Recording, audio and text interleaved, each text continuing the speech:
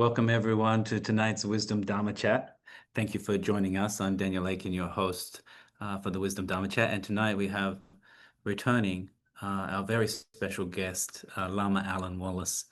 I think everyone knows Lama Alan Wallace, and he's so kind to join us from retreat in celebration of this new volume that's coming out, Śamatha and Vipaśyanā, an anthology of pith instructions, composed and translated by both Alan Wallace and Eva Natanya. And so this will be the first of two conversations on Wisdom Dharma Chat, the first one with Lama Alan, and the second one in about a month or so with Eva, which we're really looking forward to. Alan, thank you so much for joining us. It's such an honor and pleasure to have you here once again. Oh, it's an honor and pleasure to be with you, Daniel. You've done such good work. Mm-hmm. I'm rejoicing in your work and all of your team there at Wisdom. Great work, such a service to Dharma. Well, we do good work because we're able to work with people like you and create amazing books like this. I have been carrying this book around with me for about a month since it came off the press, and it's just a treasure. It's an absolute treasure. And I feel like this is something that people could carry around with them for a year, more than a year, and it's all that they would need. And they just dip back in, practice, go back in for inspiration. It's incredible. So I thought tonight we could, just go walk through it a little bit. You could walk us through some of the gems on this garland of jewels. And I think we were planning to start with the initial motivation, inspiration that comes from way back when you were with Gishe Ngawang Dargyey. And so he planted a seed back then that planted many things, with this book being one of them. And I was wondering, you could take us back there and tell us a little bit of what he was motivating you with. What was his instructions? Yes. Well, I'd studied with one wonderful Sakya Lama briefly in the summer of 1971 in preparation for going to India. And I arrived there, I think, in September of 1971 in Dharamsala, because the Library of Tibetan Works and Archives was just about to open its doors on October 1st of 71. And of all the geshes and kempos and rinpoches that were available, His Holiness chose Gishe Ngawang Dargyey as the geshe to lead a 3-month course and a one-year course, and I came there for the 1-year course. And so over the next year and a half, 2 years, Gishe Dargyey, who was a brilliant teacher, so utterly brimming with enthusiasm and faith and joy, he brought such joy to the teachings. But he taught us first, over a period of about 8 months, he taught us Lamrim, laid the foundation there, rooted in and beginning with the Four Noble Truths, or the Four Arya Realities. Then he moved right on to, and that's what became a book, the Tibetan Tradition of Mental Development, based on my class notes. And Shapa Rinpoche was a brilliant translator, and so I just wrote down what he said and we polished it. And then after that he taught us Bodhicitta, and after that he taught us the Abhisamalankara, one of the 5 major works of Maitreya. And it was about the time that he'd coming to the end of that, and I was about to take monastic ordination, about to enter to the Institute of Buddhist Dialectics to continue my training in Tibetan, that we had a one-on-one conversation. And he was really like my spiritual father at that point, because seeing him 6 days a week. But I think he saw that I was sincere. I would claim that I am sincere. And he spoke to me now that I had something of a broad picture of the 5 paths, the 5 margas, and the 10 Arya Bodhisattva bhumis. Had the big picture from where we almost are now, all the way up to perfect enlightenment. And then he turned to me and said, Alan, you should really make it an aspiration of yours to reach at least the Mahāyāna path of accumulation in this lifetime. A point at which, on the medium stage of that path, you reach a point of irreversible transformation. Irreversible transformation. You become a bodhisattva. When you enter the small stage, the initial stage, you're now a bodhisattva. And why? Because bodhicitta is arising now spontaneously. You don't have to work at it.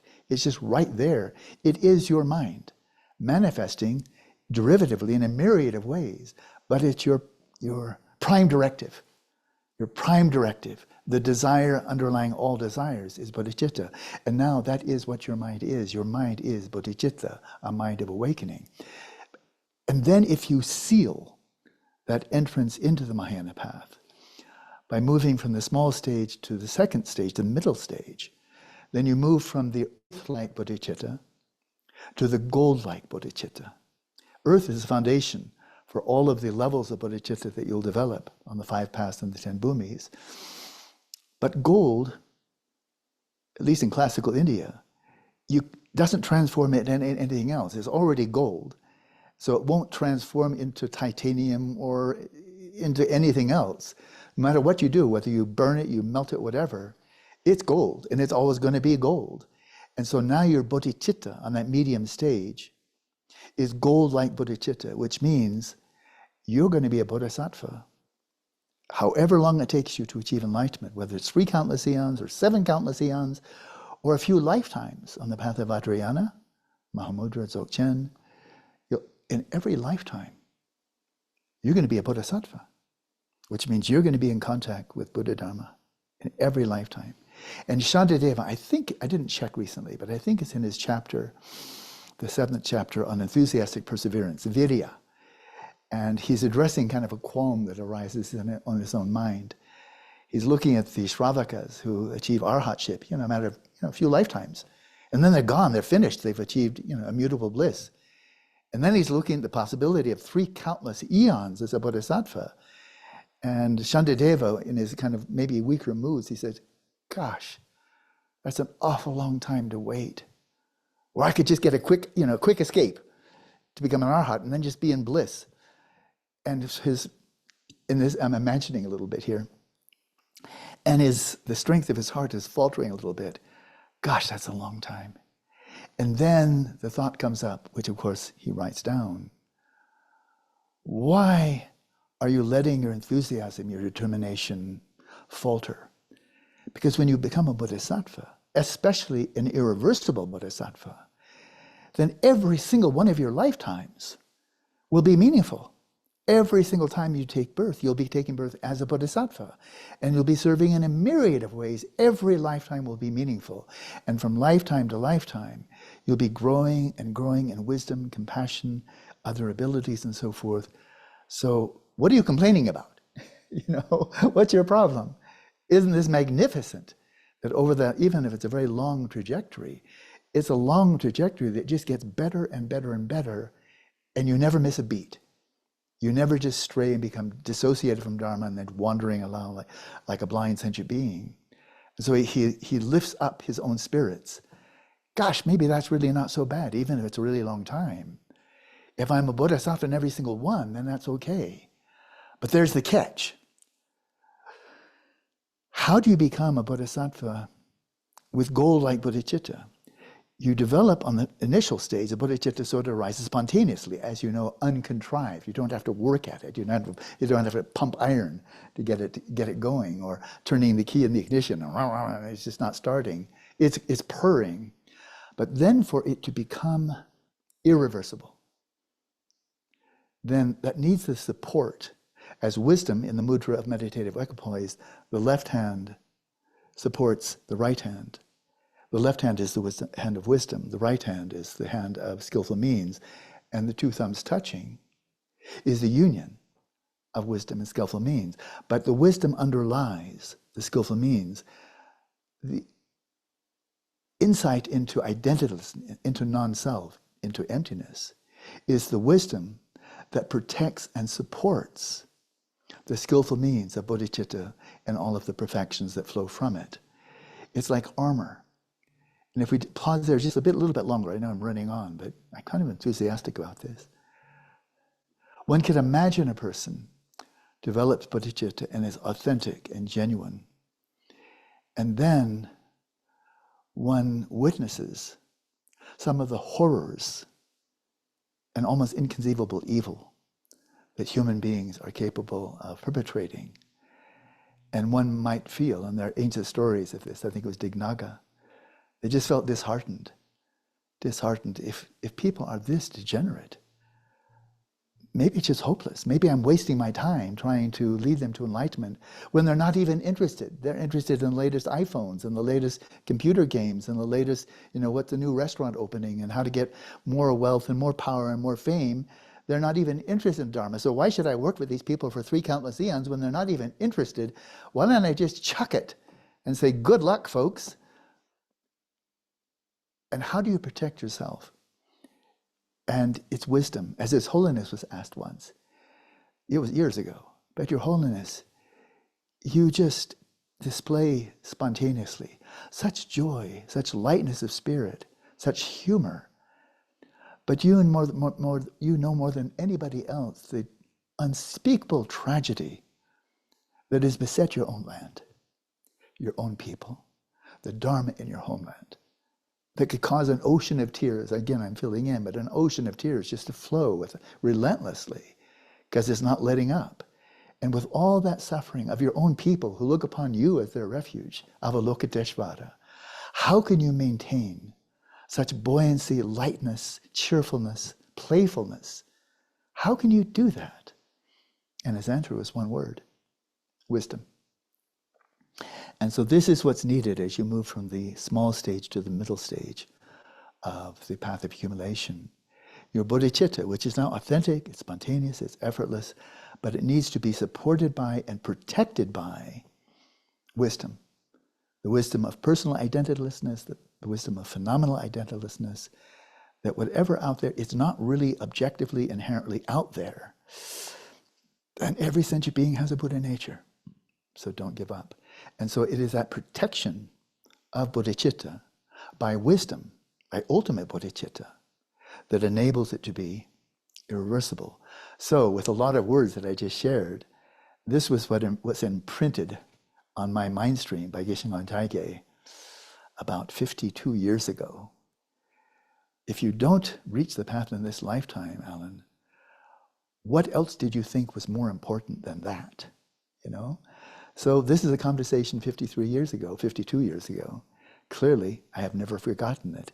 And it's that nail that was sunk has been countersunk recently over the last several years by His Holiness now very publicly acknowledging, I am a bodhisattva. I have reached the Mahāyāna path of accumulation. And as he's saying this, he never says anything to draw attention that I'm holy, I'm real. He never ever does that. So what would be the motivation for his coming out of the closet and no longer saying, oh, I just aspire for bodhicitta, I just aspire for realized emptiness. Now he's saying, well, okay, I have bodhicitta and I've realized emptiness, you know? Why would he do that? And there can only be one reason. As he always says, I'm just a simple human being. And if I can reach the Mahāyāna path, then why don't you do it as well? So that's been a motivating factor for me, certainly from that time, 1973. And very explicitly, it was a motivating factor for assembling or compiling a set of translations I had already done solo and working with my very dear friend, Virginia Kraft, Siddhartha. And she encouraged me, well, let's put that together as an anthology. And then my very special interpreter, I mean, she's an outstanding, not interpreter, editor, Eva Netanya, with whom I worked on multiple volumes. I invited her in, and then she just took it to a whole nother level. We, of course, working together. But now it is something where I would set this volume that you just showed on the altar, and I would just start prostrating. I'm not prostrating my work. All we've done is translate these texts and give them a little bit of introductions. But the magnificence of the individuals who are quoted here, cited, from Atisha and Domdumba and one of his own Indian students, right on through to His Holiness Dalai Lama and very recent and even contemporary lamas, they are absolutely stellar in terms of the Dharma they're bringing here. And I do feel now that it's a fait accompli, it's a done deal, there's the volume, that not only the texts themselves, which are utterly priceless, but all the links to recorded teachings from His Holiness, Yangchen Rinpoche, Gyatso Rinpoche, Sakya-Dhamala, these marvelous teachers. And so reading the text and then finding, oh, there's a commentary I can listen to. I can listen to His Holiness's first teaching given in the West, in Switzerland.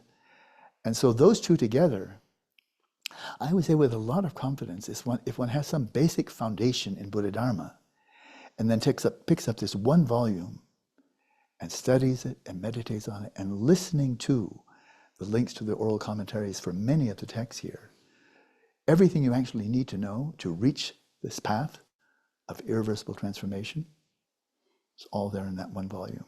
So then I'm bowing and just feel what a privilege I had to have access to these texts, and with Eva being able to translate them and make them available to a broader audience. So that's a long answer to a short question. Beautiful answer. And it's interesting you say that you put the book on your shrine. There's something about this book, it does feel sacred. Just the book itself feels sacred because of that. And maybe it's because it's connected with so many teachings for over 1,000 years, right up till today. Yeah.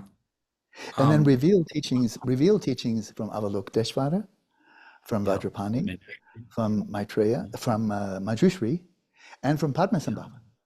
And then the human teachers on this planet.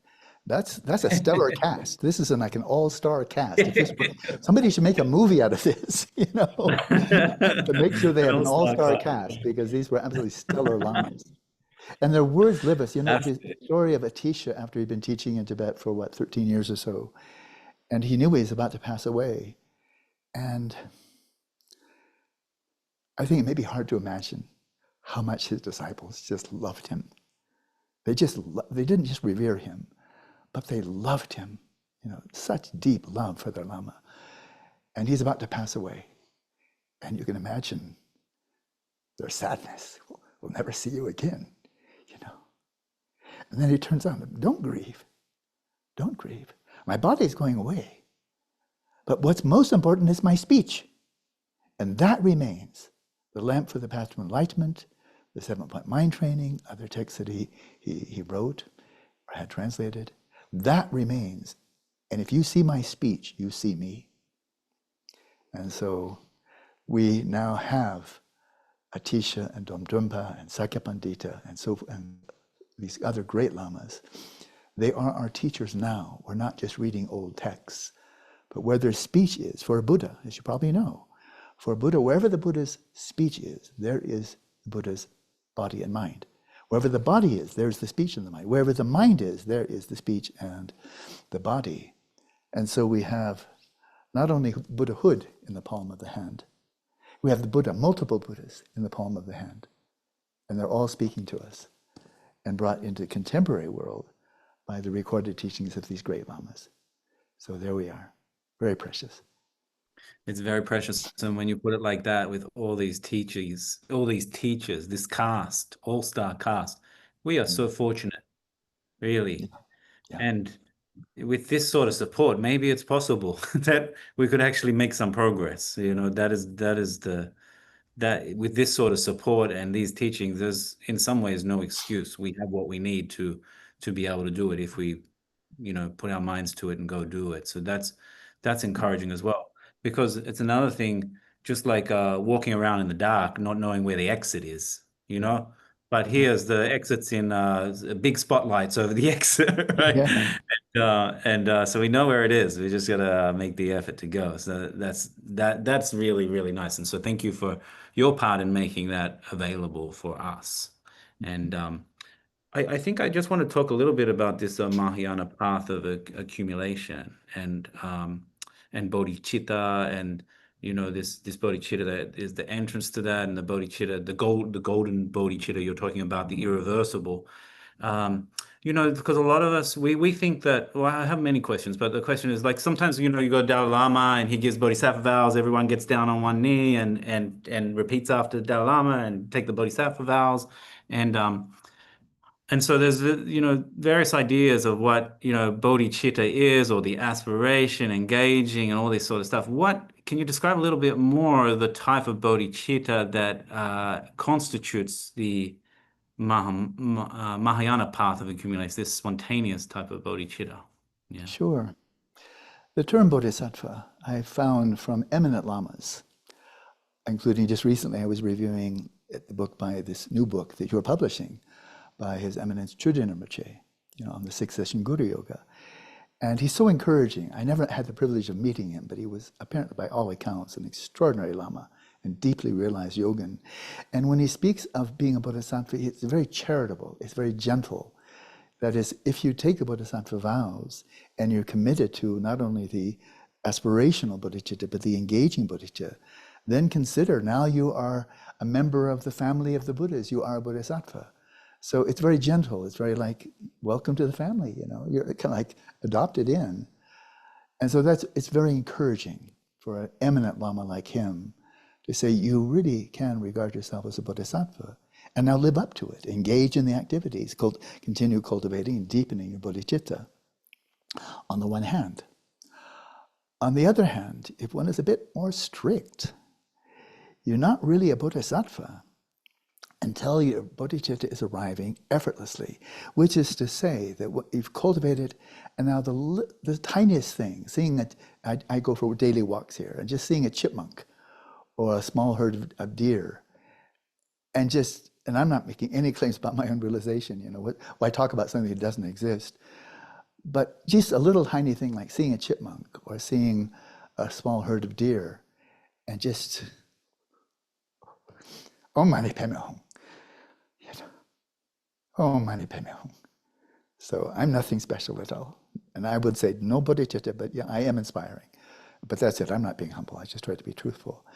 But where even the tiniest thing can trigger, and there is your bodhicitta, when it arises so spontaneously, that it's your modus operandi, it's your prime directive, it's your core. You have many desires, but all of the other desires, I need to go to the bathroom, I want some lunch, I need to go for a walk, I need to sneeze. They're all derivative of your bodhicitta. Because the Tibetan term is tsosen, it's your primary mind. It's the mind that carries on from lifetime to lifetime. And your primary mind has become bodhicitta. So bodhicitta isn't something you have. Your mind now has become bodhicitta, and now it's arising spontaneously, effortlessly. And you can always fuel it more deeply. I mean, I think there's 22 stages of bodhicitta. It can always go deeper and deeper. But it is who you are. It's the basis of imputation of yourself as a bodhisattva. It is your mind that is bodhicitta. And so then you are really, by every standard, charitable or more strict, you are a bodhisattva. But it can happen that one may develop bodhicitta and then something just catastrophic happens and you lose it. And that can go for devotion to Dharma. One can be very devoted to Dharma in the early part of one's life. Then situations change, and Dharma is in the rear view mirror, and it's getting smaller and smaller and smaller as you're attending to other things that have just become a greater priority. So for some people, they'll encounter Dharma early, and then it just fades out because they get totally caught up, not in one Dharma, but 8 Dharmas, the 8 mundane concerns. And for others, they may start out very worldly, and we have so many of the great saints from Christianity, the great Mahasiddhas and the Pandits from the Buddhist tradition, where in the early part of their life, they're very mundane, just enjoying the joie de vivre, you know, just the good life. And then something clicks, and then they turn irreversibly to Dharma, so that can happen as well. But the whole point of irreversibility, if we really pause and linger in what is a truth of which I'm utterly certain. One friend of mine asked me, Alan, what are you more convinced of, the continuity of consciousness after death or the laws of gravity? I say continuity of consciousness after death. Really, and I'm absolutely serious. Because after all, we have cases of Mahasiddhas who are flying and levitating and doing all kinds of things. So, the laws of gravity are a little bit optional for a person who has really profoundly developed the mind, Just a couple of nights ago, I was in a dream and I was levitating all over the place in the dream. Clearly, the laws of gravity don't hold in dreams, because I did this just 2 nights ago. I was having a great time levitating. Wow, I haven't done this for a long time.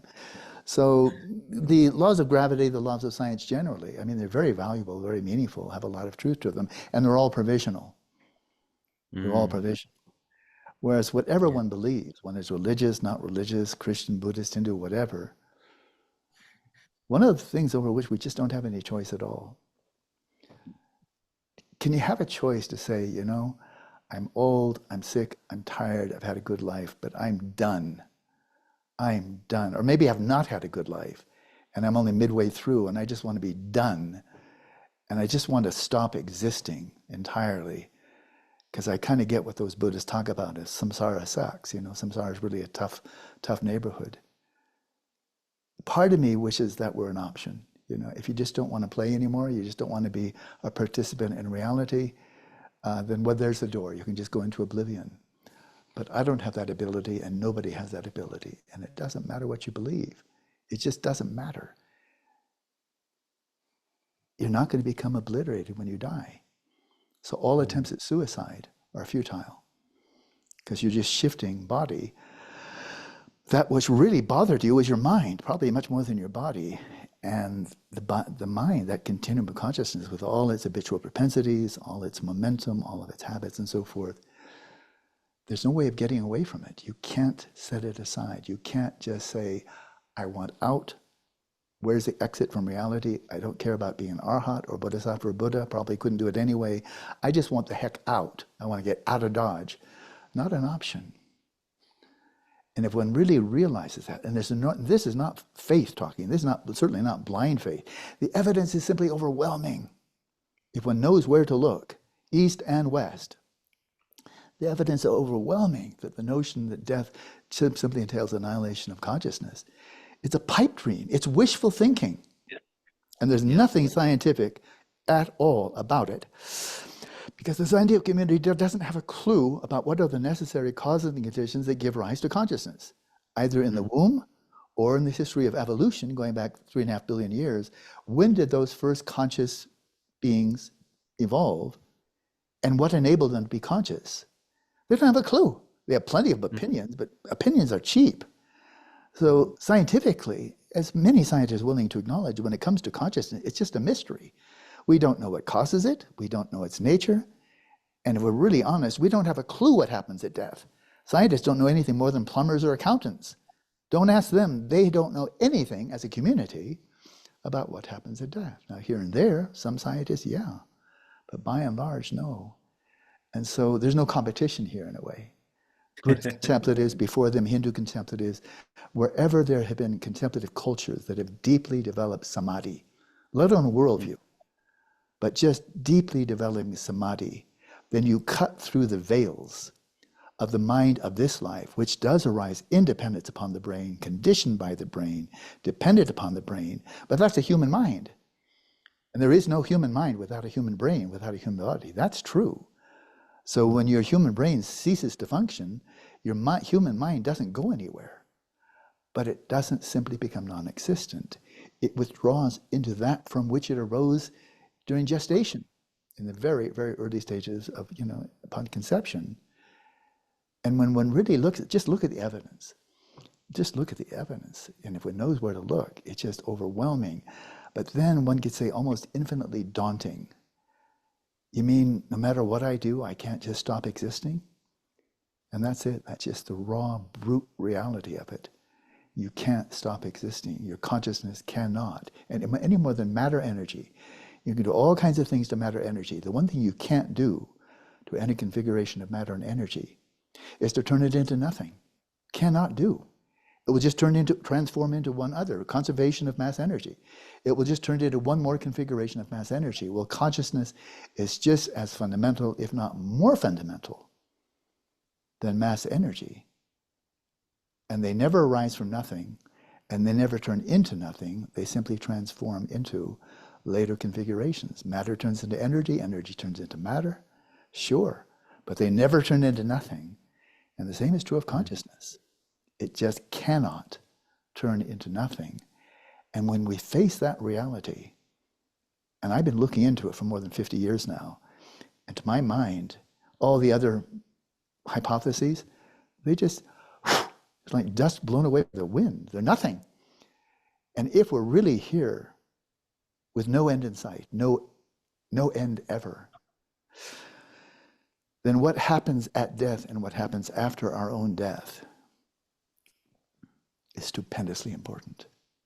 And right now, for people like you and me, still in good health, mind working reasonably well, right now, in this lifetime, we have the ability, especially now that we found the Buddha Dharma and a volume like this, Yes.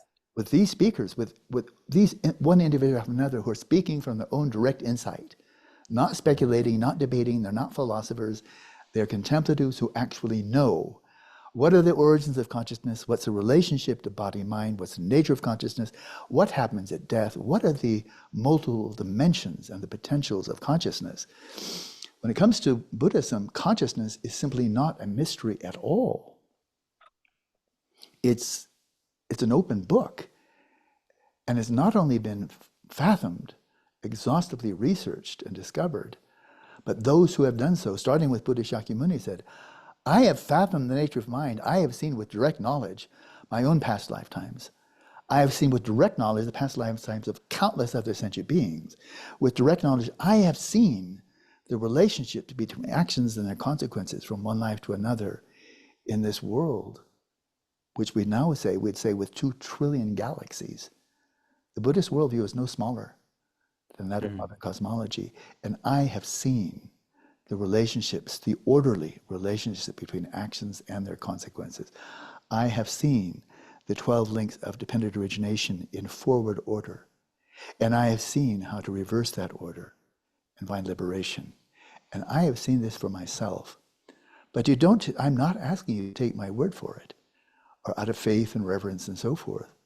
I am saying that I cannot purify your sins or your negative actions with water. I can't just dispel your mental afflictions. I can't transfer my realization to you, like giving you a big Christmas present. What I can do is I can reveal the Dharma so you can come and see for yourself. And you may have no faith, that's fine. But as Aryadeva said close to 2,000 years ago, if you really want to be a suitable disciple of the Buddha, you need to see 3 qualities. Not anybody can get in and really become a true disciple of the Buddha. Number 1, you need to be open-minded. You need to be willing to question your own most cherished beliefs and assumptions. You need to be free of bias. If you're not, then find some other tradition to follow that really likes bigots and people with a lot of prejudice. You'll find plenty of company. But if you want to enter Buddha Dharma, you have to come in with an open mind. If you don't, then don't bother. Don't waste your time. Number 2, you have to be intelligent. Not necessarily high IQ, but you need to be discerning, and you need to use all of your intelligence as you apply yourself to fathom what are the true causes of suffering. What's the possibility of liberation? Who am I? What is my own nature? Do I really exist or really not exist? You need to be intelligent and discerning. And then thirdly, you have to have a passion, a commitment, a powerful determination, truth or bust, a commitment to knowing reality as it is, a commitment to knowing, fathoming the reality of suffering in all its breadth and depth, fathoming the origins of suffering, as painful as that is, fathoming the real possibility of liberation, and then absolutely dedicating yourself, heart and soul, to following the path. So you see for yourself whether the Buddha's own discoveries were legitimate or was he fooling himself, and all of the myriad Panditas and Mahasiddhas and so forth over the last 2,600 years who speak with authority. Are they speaking with authority, or is this just all a big charade? Well, you don't just have to believe, but you need to be open-minded, intelligent, and really dedicated to finding out the truth for yourself. If you have those 3 qualities, then come right in. Come on in, the water's fine. I think, most people in the world grow up in this context where matter first, right? Yeah. Matter's fundamental.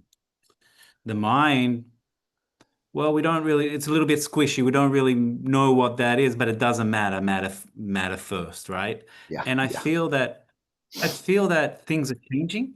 I feel like, there's cracks in that worldview, just in the general public. People are starting to think, well, maybe there's more to this, right? And I think this is a great opportunity for the Buddhist masters of the world to step in and help this crack widen, right? Yeah. And the question is how, because uh, what are the steps here? Because it can't become Buddhist or go into retreat. Um, I'm wondering if there's a way of approaching this, like what you're doing, right? Is there a way where people who have the experience can come back and share, like maybe it's the past life stuff. How do we widen the cracks, right? That people are starting, and maybe matter isn't first, and what is mind? And maybe mind might be more fundamental than matter, or maybe there's some relationship between the two. How would you, not for like inviting people into retreat, that might be too much for people, but Sure. how do we Sure. start that more general conversation? The history, I'm going to spiral in on your question. Yeah, yeah. The history of modern science, according to Einstein, for example, who kind of knew what he was talking about, primarily goes back to Galileo. He was the one that really started out scientific method, not only brilliant mathematics, but he had the instrument, the technology, and then it took off. Astronomy, physics, biology, and so forth and so on. But from the very inception, from Galileo himself, science has always been looking outwards. Galileo wanted to understand the mind of God, the creator, by way of understanding the creation. Well, the creation's out there, now let's explore the creation. It was very theologically driven for him. But let's understand the mind of the creator by way of exploring creation. If you want to know the mind of the clockmaker, figure out how the clock works. So he had a very deep religious motivation for doing this, but it all entailed looking outwards. And that's been true for the whole history of physics, and then the history of chemistry, and the history of biology.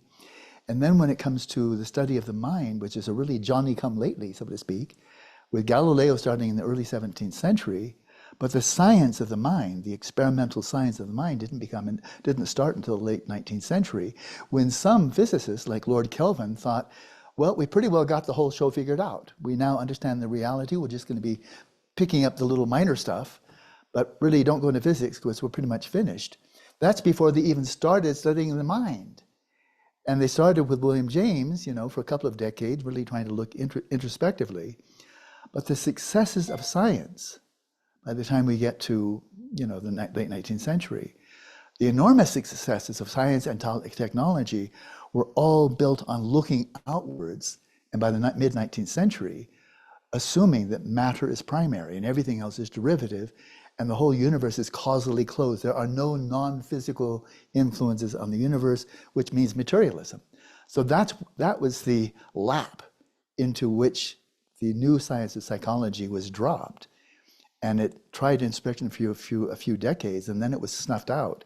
And ever since then, the study of the mind has been absolutely dominated by the ideology of physicalism or materialism, that everything consists of matter, energy, and their emergent properties.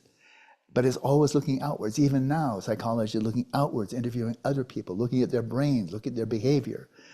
But we don't have, in the modern world, an empirical science of the mind that primarily is focusing on that which you're trying to understand by observing it directly.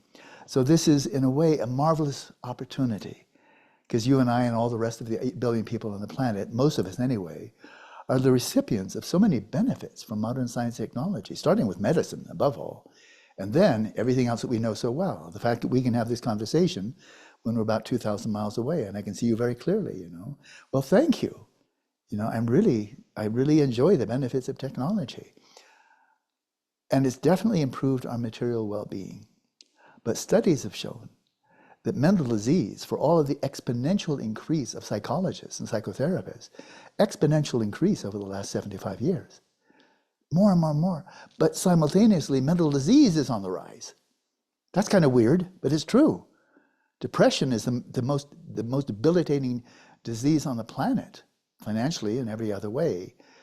And so we've learned so much about the external world, about the Big Bang and the Higgs boson and all kinds of esoteric things. But that which is most intimate to us, unmediated, certain, indubitable, our own consciousness, oddly enough, remains a mystery. Now, for the last 2,600 years of Buddhism, we say, okay, all you hotshot Buddhists, going back to the Buddha himself, and Nagarjuna, and Asanga, and Shantideva, and Tsongkhapa, and so forth, okay, all you brilliant Buddhists, we've been told that you are really brilliant. Now, but show us the technology you've developed over the last 2,600 years. What kind of technology? How many airplanes have you built? How are your microscopes doing? And if you're a Tibetan, you say, well, we got really good water mills. And have you seen the latest prayer wheels? They really revolve very smoothly. You know, it's water mills and prayer wheels. And besides that, we're good. You know, they didn't have any need for it. Now they're happy to use it now. I mean, you probably have a hard time finding a Tibetan who doesn't have a cell phone. They're happy to use the technology that have been developed in the West. But that was never a priority in the Buddha Dharma, is developing external technology to improve your material well-being. Overall, material well-being in Tibet, traditional Tibet, wasn't bad at all. But they didn't have the advantages of modern medicine, for example. So what I'm pointing to here is not West is bad, East is good, or anything silly like that. But what I'm looking at is an absolutely marvelous complementarity. Absolutely marvelous complementarity. Tibetans, including His Holiness, as a youngster on the roof of the Potala, using the telescope that had been given to the 13th Dalai Lama, and using it with enormous interest and directing this telescope. I mean, the Dalai Lama, 10, 12 years old, he's a youngster, and looking at the moon and discovering there's shadows on the moon. He could see them. And there must be craters then. And he went to his tutor and said, Lama, it says in the Abhidharma that the moon is self-illuminating. But it's not, because I can see shadows on the moon, and that means it's not self-illuminating. So the Dalai Lama discovered craters on the moon. Now, other people had discovered it before him, but not in Tibet. He was the first Tibetan astronomer, you know, when he's like maybe a young teenager. But he brought this to his Lama. Maybe it was Ling Rinpoche, I don't remember which one it was, and said, Rinpoche, it looks like the Abhidharma is wrong here. The moon is not self-illuminating, otherwise there couldn't be any shadows on it. And Ling Rinpoche, I'm paraphrasing here, said, cool, good for you. Continue. Yeah. Just as His Holiness so often has said, if there's any empirical evidence, clearly demonstrated empirical evidence, that contradicts any Buddhist tenet, I'll throw out the Buddhist tenet, we'll go with the evidence. And so, but what I'm pointing to here, maybe with too many words, is now in a word, complementarity. Where this West is strong in our physical science, in our technology, in our medicine, transportation, communication, and all of this, where we are strong, Buddhism's never been particularly strong. The Buddha Dharma in India, Tibet, East Asia, and so forth, that's not its strength. But where the Buddha Dharma is strong in fathoming the nature and potentials of the mind, what are the true sources of suffering and how to eradicate them? What are the true sources of genuine well-being? What are the potentials of the mind? These points about the nature of the mind were absolutely central to 1,000 years of higher education in India. During the first millennium of the Common Era, the Nalanda tradition, a whole network of universities around India that drew students from all over Asia, from China, from Korea, from Mongolia, Tibet, and so forth, and central to a whole system of higher education for 1,000 years. Why His Holiness so strongly emphasizes the Nalanda tradition not as a religion, but as an education system for which the empirical and rational investigation of mind and consciousness was central. It's called Adhyatma Vidya. Among the 5 primary fields of knowledge, the central one was the inner knowledge. Inner knowledge is the mind. Well, that's exactly the opposite of the West. The inner knowledge of the mind came as a Johnny-come-lately in the late 19th century and very quickly was swallowed up by the ideological and methodological limitations of materialism, which leave consciousness as a mystery. But what's a mystery for us is clear as daylight for the Buddhist tradition, but is the sun closer to the earth or the moon closer to the earth? That's a mystery for the Buddhists. But ask any astronomer, is it a mystery to you? And they say, what planet are you from? I'm from planet Tibet, you know? And so this is the joyful part. This is the invigorating, inspiring, uplifting, energetic aspect of all of this. Is, gosh, is there intelligent life elsewhere in the universe? Is there? Could it be possible? And the answer is yes.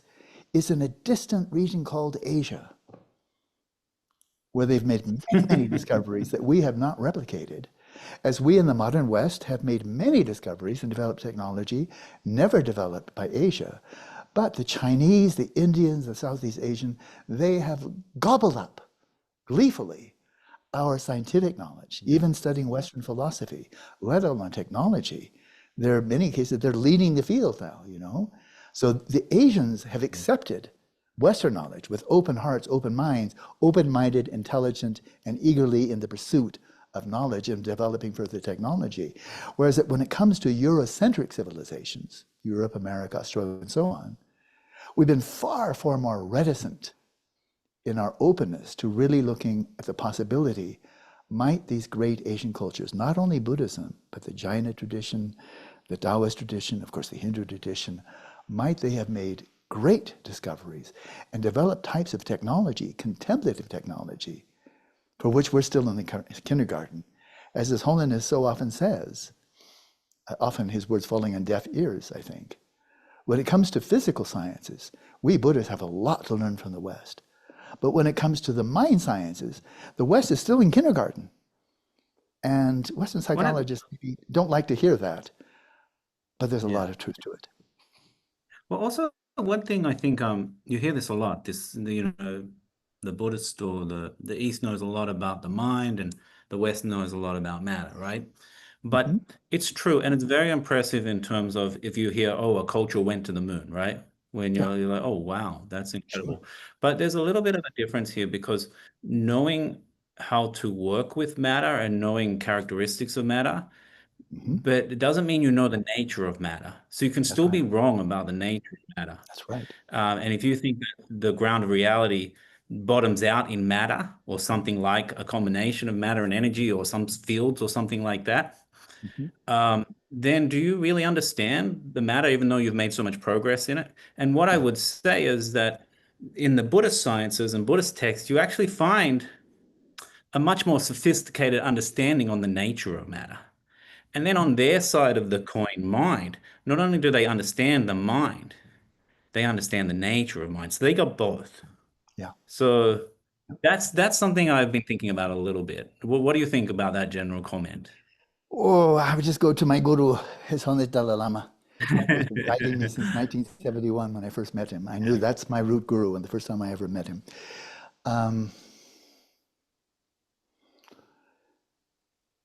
His Holiness speaking to a group of Indians and Tibetans in Bodh Gaya several years back. It was very candid, it was very quiet. It was really for Asians, an Asian speaking to Asians. And he said, I've spoken with some quantum physicists and hearing about how they're probing into the actual nature of matter, that independent, and I'm paraphrasing again, independent of the act of measurement, the matter is not actually out there. It's not to be found when you're looking for those elementary particles existing prior to the act of measurement. All you get are probability waves, you know. And I'm going to add a little bit more to what he said. And now we have leading physicists, the Institute for Advanced Study in Princeton, who are saying there are now very compelling reasons that lead to the conclusion that space and time are not objectively existent. They're not really out there. They're not in the fabric of the universe, as Nima Akhadi Ahmed has stated. And he's, you know, world-class theoretical physicist. But space and time are really not out there. But if the container of space and time are not really out there, then you have no place to put matter. Because matter, if it exists, and if it's really there, it has to be an objective space and time, and they're calling that into question. So His Holiness has commented, and so in this conversation, His Holiness said, I've met with a number of theoretical physicists, and they're telling me about their insights into the nature of matter, that it's not really there. Local and real, inherently real, mass, energy, and so forth. And then he said quietly, I listened to them, but I know better. And how does he know better? I mean, he applauds them. He said for people interested in Buddhism would like to study Madhyamaka, you might check out quantum mechanics first, because that gives you a leg up into Madhyamaka, which goes much deeper. And how it goes deeper is these brilliant physicists, and I know a number of them, I won't drop names, but I could drop some really good ones. They have come to deep insights about how the matter is not objectively, inherently really out there. But then when it comes, how does it exist? How does it exist? What is the nature of the act of measurement? Does it need consciousness or not? There's no agreement. So they know how it doesn't Yeah. exist, but they don't know how it does exist. And for that, you need to know the role of the mind in the natural world, the power of a conceptual imputation. And so that opens up a whole nother field. But within Shamatha and Vipaśyanā, the themes of our book, the Shamatha and all the levels of samadhi that can be developed in that contact. This is the telescope, from the 20-power telescope that Galileo had up to the James Webb Space Telescope. There's that span of levels of samadhi in the Buddhist tradition, including in Vajrayana, the kind of samadhis that develop in Vajrayana or in Dzogchen and so forth. But then the science, as the science in astronomy is the mathematical analysis of the significance of what you're observing. So when Galileo observed the phases of Venus, he didn't just say, wow, isn't that cool? Venus, like the moon, has phases. But he applied his mathematics to it and said, oh, that's the end of the Ptolemaic system of the Earth being in the center and all the planets going around. Cannot be. But his science, the analytical, investigative science, was by means of quantitative analysis of mathematics, which has driven the physical sciences ever since. So they have mathematics, they have their own Vipasyana, and it's mathematical analysis of the observation, whether it's using, the Large Hadron Super Collider or whether it's using the James Webb Space Telescope. We have the Shamatha, that's our super collider, that's our telescope, but then we have Vipasyana. And Buddhism is not strong in mathematics, never has been, never has needed to be, but the analysis of Nagarjuna, Tsongkhapa, Sakya Pandita, right into, modern day great contemplatives, that's where the actual discoveries are made. And so you're right. That is, we've learned a lot about matter and how to manipulate it in so many types of technology to our benefit. I'll be the last person to scoff at it. I never scoff at it. But what's the actual nature of matter? When it comes to energy, Richard Feynman, the great Richard Feynman, Nobel laureate, one of the brightest minds of the 20th century, he says when it comes to energy, and this is in the Feynman lecture series, when it comes to energy, the truth be known, we don't even really know what it is. If Richard Feynman doesn't know what it is, good luck, folks. And he also said nobody understands quantum mechanics. Well, in terms of consensual knowledge, this is how elementary particles actually exist. Well, there's no consensus at all. So when I consider something I would not want to linger on, but it's absolutely part of the worldview of Buddhists and before them, the Hindus, and simultaneously with them, the development of Taoism and so on, the development of the powers of the mind. They're called siddhis. Well, there's nothing miraculous or supernatural about the types of paranormal abilities or extrasensory perception. There's nothing supernatural about it, any more than take a flashlight, or the Brits call a torch, and now tinker with it, refine it, focus it, give it a lot of energy, and you got yourself a laser. A laser is an exalted flashlight. It's a paranormal flashlight. But it's not supernatural. But if you told somebody in the 19th century, well, take a flashlight and then juice it up and really focus it, and you'll be able to cut through diamond, you can do laser surgery on the eyes, and you can develop weapons of unbelievable magnitude. And there's a myriad of ways you can use, and holographic images and so forth. It's a flashlight, but it's a really super duper flashlight. And anybody in the 9th century, except for maybe Jules Verne, would say, well, that's just nuts. What religious cult are you following? That you're talking about supernatural light. It's not supernatural. But from about 1950, then physicists learned how to develop lasers, and they've been developing them, but it's just paranormal light. And so the paranormal abilities of the mind, in which some of my own teachers have displayed them abundantly, there's nothing supernatural about it. But you just need to broaden your sense of what is natural and recognize that like light, it's a great analogy, light can be refined and focused, empowered to do things that just seem unbelievable, but it's still just light. But it's not breaking any of the rules of physics, and it's not supernatural. And consciousness, as much as it's been excluded from the scientific worldview since Galileo, and is barely creeping in now, because they just don't know how to deal with it. And they're trying to fix it into the corset of materials. And it just doesn't fit. What a No. mystery. Why doesn't consciousness fit into our materialistic paradigm? What a mystery. What a mystery. And, you know, it's time to bring in the contemplatives. This is true. We're not introducing articles of faith here, but Yeah. with that technology, come and see for yourself. So just one point here. How do you start? Well, TM started, you know, decades ago. And people practicing that for 20 minutes, they found, you know, more relaxed. That's cool. In our frenzied world, having a bit more relaxation. And some very basic techniques of mindfulness help to reduce stress and anxiety, make you a bit more grounded and so forth. And millions of people can practice it, whether they're materialists or fundamentalist Christians or whatever. So start small. But it's not just with a technique, but in the Buddhist context, emphatically. If you want to start cultivating your mind, and the Sanskrit term for meditation, bhavana, doesn't mean something esoteric or like a hobby for the elite. Bhavana means to cultivate. Cultivate your mind. You have a mind that can be cultivated. Animals don't have much chance to cultivate their minds. But we human beings, with our outrageously outsized brains and our capacity for imagination, language, and so forth, we have the ability to cultivate our minds, and we've hardly even begun in the modern West. All of our cultivation is external. Look at this technology. Oh, look at this technology. Look at this. All good. But they've not developed any technology to reduce craving, attachment, egotism. They've not developed any technology that really alleviates from its core depression, anxiety, ADHD, and so forth. All of the psychopharmaceutical drugs are all acting only as forms of anesthesia, but none of them cure anything. And that's how primitive our culture is. When it comes to the mind, we don't have one drug that cures anything. And yet that's what psychiatrists are prescribing every day. Oh, have the proper medication, proper medication.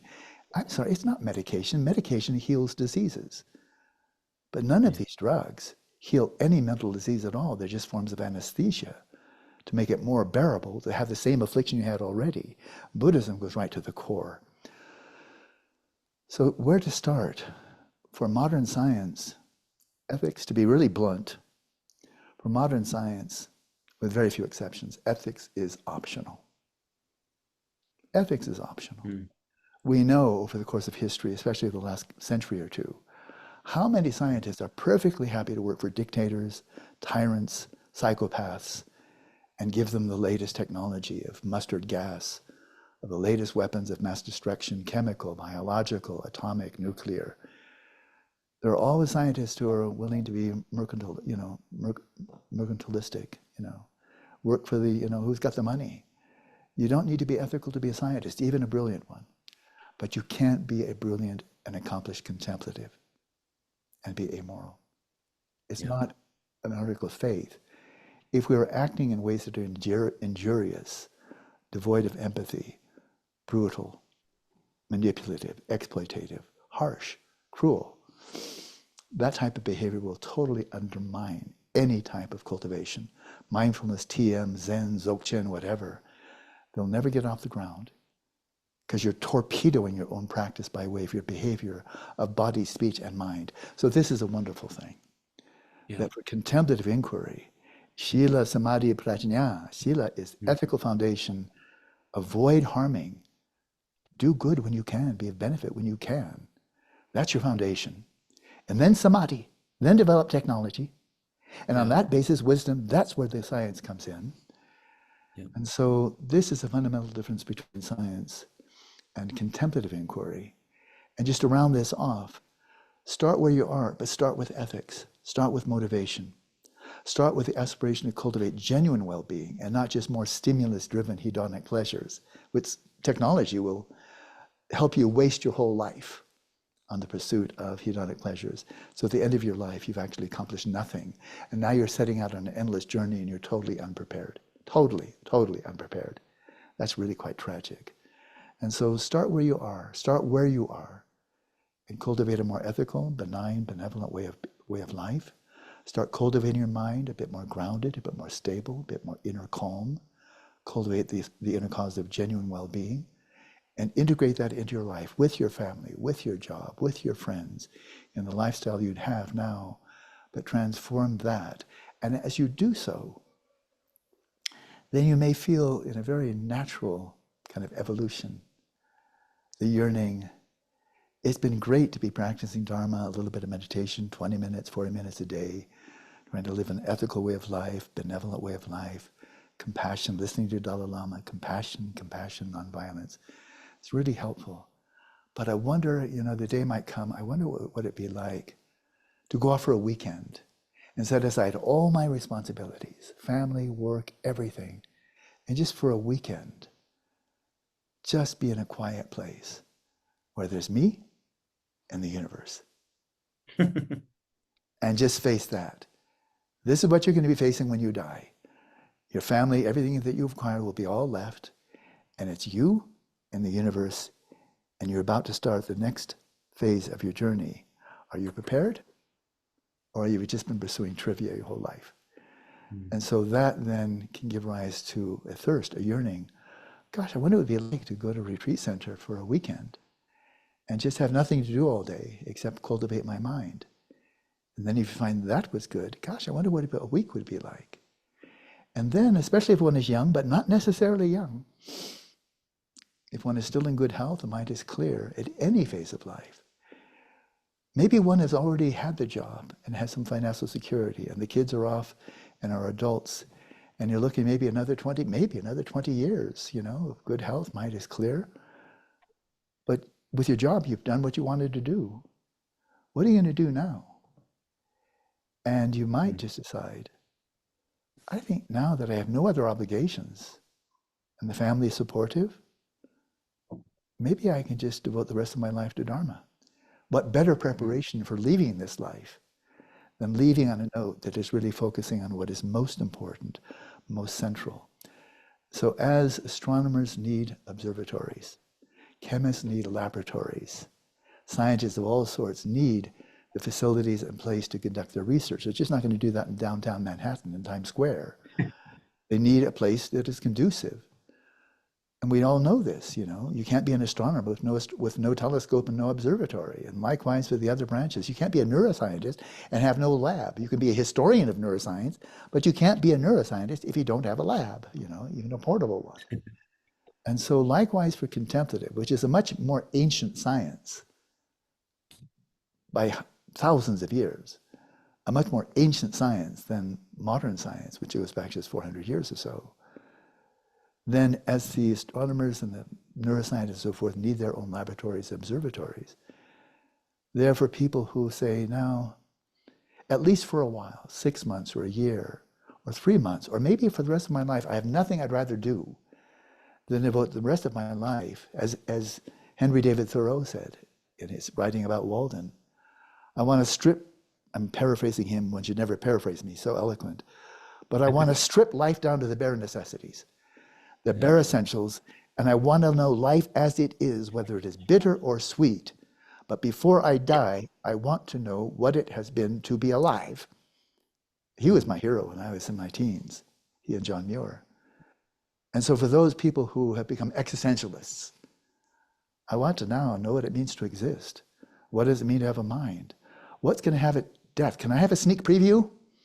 Does anybody actually know what happens at death, or is it only a myriad of religious and materialistic beliefs, which are cheap? Anybody can hold a belief, it's cheap. And so for those who see at any phase of life, in your 20s or your 70s, and we have people here at our contemplative center here in Crestone, we have 3 generations of people in their 80s and right on down to, if not 20s, certainly 30s. Then a supportive environment that is really conducive. And then having good companions. If you're in a laboratory, you don't want to be in the laboratory with people who are playing heavy metal or just, drugging it up with cocaine and booze and rock and roll and so forth while you're trying to do your science. That doesn't work. You need to have people like-minded in the laboratory with you and not people just goofing off and smoking dope. And so likewise, in a contemplative research center, you want to be surrounded by people who really get what you're doing. They value what you're doing because they know it has value. Whereas most people out in the world, what are you doing out there in the retreat center? Well, I'm watching my mind many hours a day. Why? Most people don't have a clue why anybody would want to do that. Boring, except for it's not. And so we need research facilities with this supportive community, supportive environment, and it would certainly be helpful. If you want to get a PhD at MIT in astrophysics, probably want to find some good professors and not just have a really good laboratory and some good books. So it's the same. There's contemplative science, there's physical science, but they are complementary. And our world now, I think, is urgently in need not of more technology. We've got a lot of good technology, but we're not using it to ward off the global catastrophe of global climate change and the myriad of other crises that all bundled together are called a meta-crisis. We have enough technology already today. If there were no advances, Apple would just say, folks, I think you have a good enough iPhone. Why don't you just be satisfied with number 16 and go home? Because it's a really good iPhone, and we're wrapping it up here. We're going to make cupcakes, really good cupcakes, Apple cupcakes, If there were no more technology, we have all the technology we need to solve the global climate change problem and all the myriad problems go with it, and we're not making use of it. That's the deal. So the notion that now that we're not even making use of the technology we already have because we're not willing to make the sacrifices, but now just give us more technology. It's just more technology we won't use. So we need to dig deeper in our personal problems, our national problems, international ecological problems. All of these problems, from the micro to the macro, they all stem from the mind. Every one. All the wars that have ever been fought all start in somebody's mind. Then like a plague, a contagious plague, it goes out and a lot of people say, good idea, good idea. Let's go off and kill a whole bunch of people because that'll be a good thing. We don't need more technology. I'm happy to have more technology. One of these days I get a new iPhone, but not soon.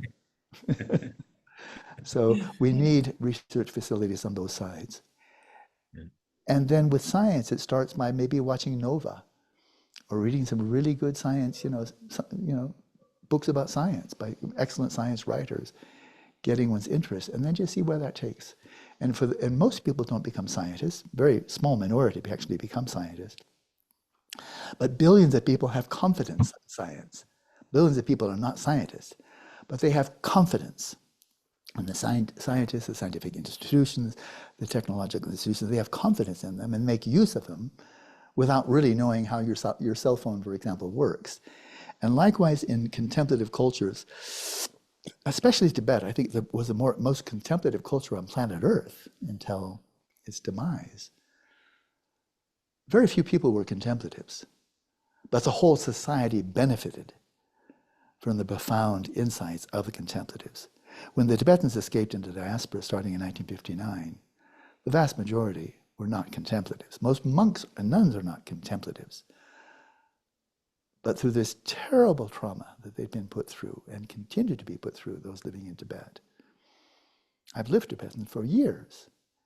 Yeah. It's very rare to find a Tibetan who is embittered and hateful and wanting to retaliate against those who perpetrated genocide on their land and their people.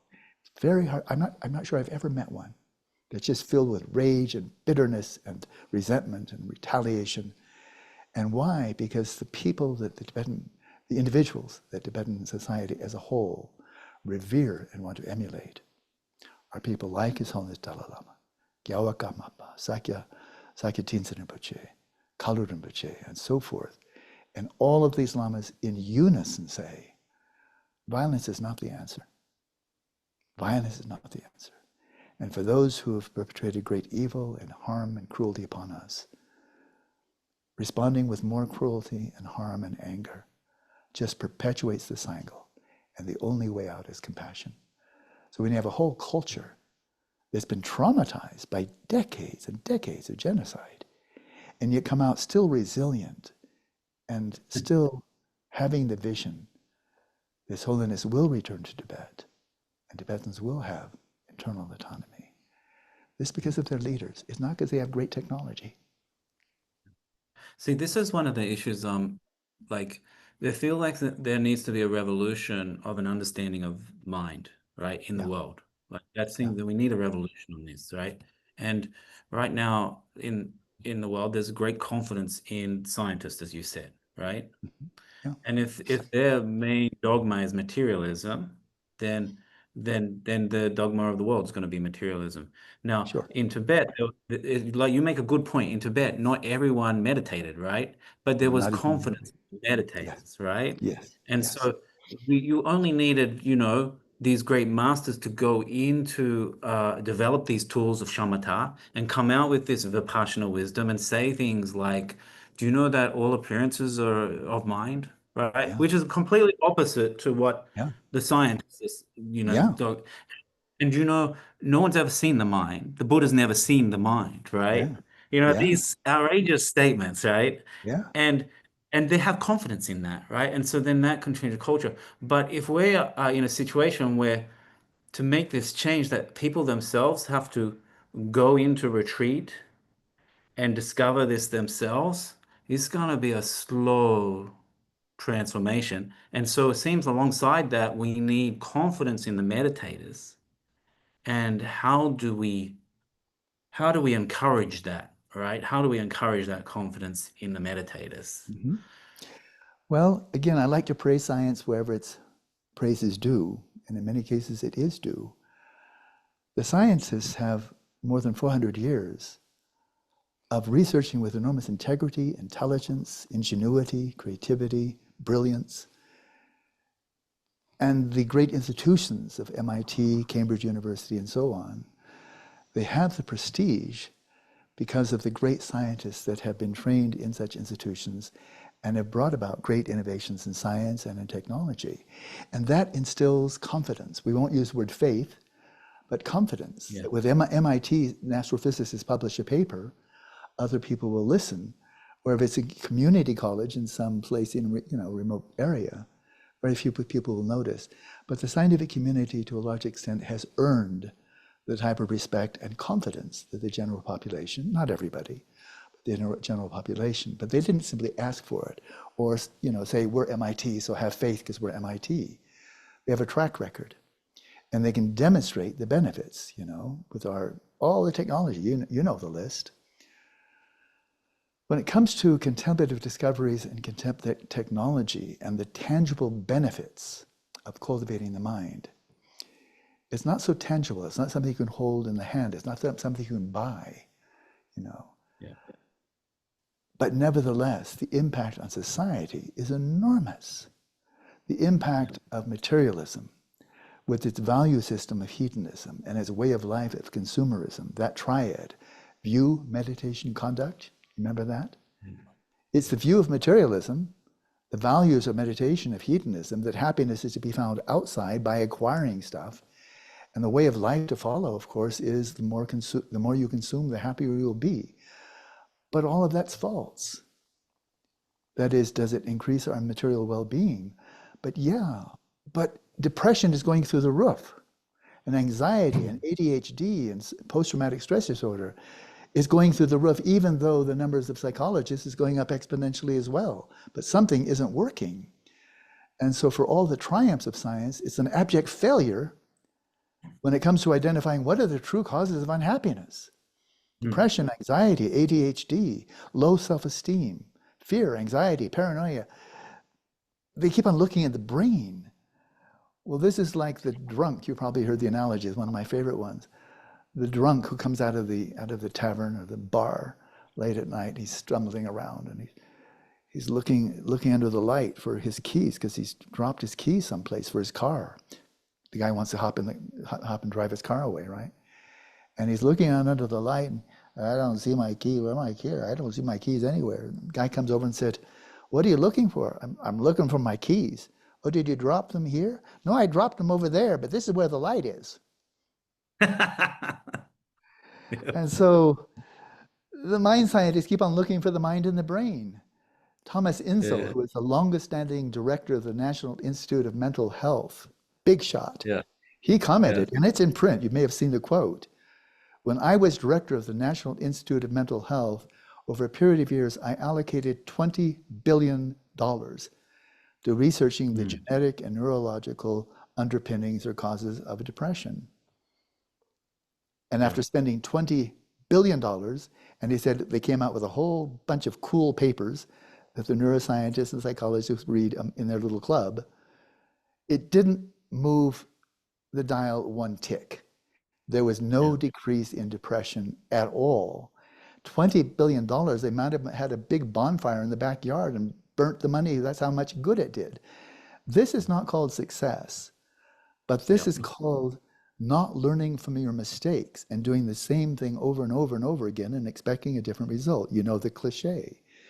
Or Einstein's comment, and it's a paraphrase, but this one is true, that the mindset that creates the problem is not the mindset that solves the problem. It's a close paraphrase. So the mindset that has created the catastrophe that we're facing now ecologically and militarily and economically and health-wise, we know it's coming down the pike. We know it's coming. And it's been created exactly out of this nexus of materialism, hedonism, consumerism, which are the highest values of modern education. They are the highest values of modern education.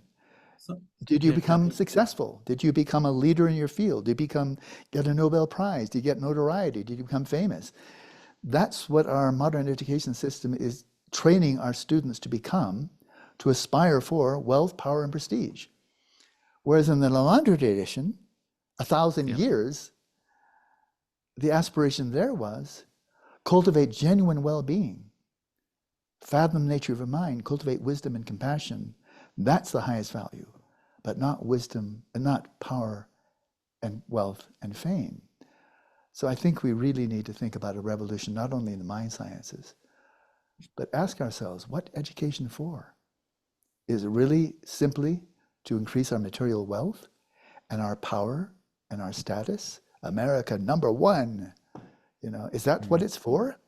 Because we know what that leads to. No, Russia's #1, no, China's #1, And so to rethink what education is all about. And so only a tiny minority of the world population actually become scientists. But it's enough. And then they get the grants from governments, from foundations, and so forth and so on, billions and billions of dollars of grants, often well spent, sometimes not so much. But it's a tiny fraction of people actually developing the science and the technology, whereas the whole population benefits from it. But we're benefiting in some ways while undermining the very fabric of human civilization and the balance of the ecosystem as a whole, done by exactly the people who have been educated in our premier institutions of learning. And so, tiny number of scientists and technologists have found the knowledge and technology, a lot of being used to decimate the ecosphere. And so similarly, we don't need 80% of the population to be meditating, any more than 80% of the population are practicing research science. A small fraction, but the scientists and the engineers are able to show this is what we have discovered. Now, if you publish a scientific paper, probably hardly anybody but a fellow scientist will be able to understand it. Nevertheless, the benefits trickle down. But we see the benefits have been very partial, enormously enhancing our productivity, our material well-being, our health. Thank you, thank you, thank you. But doing nothing at all to really alleviate the causes of mental suffering and to bring about genuine well-being. And His Holiness, who's just, has won award after award. I just saw International Peace Award. Fantastic. Why? Because he's so wealthy? Because he's so powerful, has such prestige? None of the above. It's because he simply embodies, for everybody to see, anybody with an open mind can see, here's a man that absolutely embodies everything he's saying. Just recently, just within the last year, here he is almost 90 years old at that time. And he's speaking with a group of journalists. And he's saying the simplest words that you've probably heard 100 times. All sentient beings, we're all together. And we need to care for each other because all sentient beings have actually been our mothers and fathers. And he had these journalists in tears. In tears. How many, I'm sure you've taught Dharma on occasion. Have you ever said those words yourself? I have. I've taught a lot of Dharma. Not many people wind up in tears. Yeah. But because he embodies everything he's saying, they just can't stop giving him awards and saying thank you. And it's Muslims and it's Hindus and it's atheists and it's Christians and so forth, revering, here's a man who embodies compassion, who has homogeneously for decade after decade promoted nonviolence, compassion, looking upon all human beings as one. And so he didn't introduce any great technology. I don't think he made any great discovery that wasn't made by previous great contemplatives and pandittas, but he embodied it. And he's changed the world, touched the lives of millions of people. So that's how contemplatives, a tiny fraction of contemplatives, His Holiness never says, I am a manifestation of Avalokiteshvara, and I'm an incarnation of the 13th Dalai Lama. So I'm very special, and that's how I've been able to do it. Never, ever, ever. He said, I'm a simple human being, just a human being like you.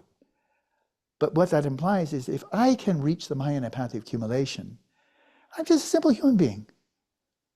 But I've done that by practicing Dharma, then you can do so too. So why don't you check it out? And a small number of people going deeply into their contemplative practice, cultivating their minds, fathoming that dimension of consciousness that does carry on from lifetime to lifetime, and knowing it, not merely having faith or belief. Faith or belief is easy. Knowing it's not so easy. Then a small number of contemplatives, and I would love to see them Buddhist and Christian and Sufi and Taoist and Hindu. What I'd love to see, as we need a revolution in the mind sciences, we need a renaissance of contemplative inquiry. And the great contemplative traditions of the world, they're all rich with methods and insights that are largely unknown.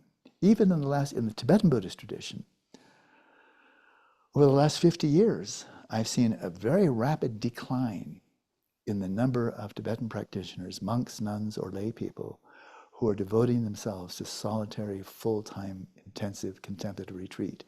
When I went back to India in 1980, after spending 4 years there in the early 70s, then in Switzerland, back to India, at the invitation of His Holiness, he said he would guide me in meditation.